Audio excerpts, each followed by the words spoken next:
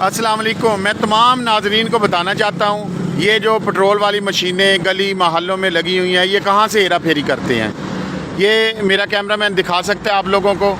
Screen पे ये 3 निशान नज़र आ रहे हैं, 1 2 ये 3।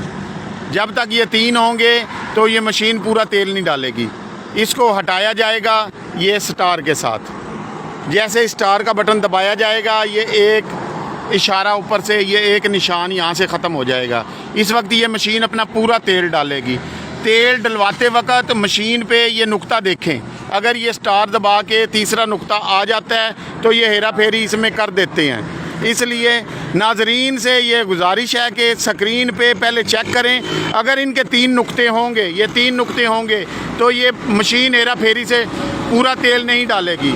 इसके लिए आप मशीन वाले से कह सकते हैं कि स्टार दबाएं, ये तीसरा पॉइंट मशीन से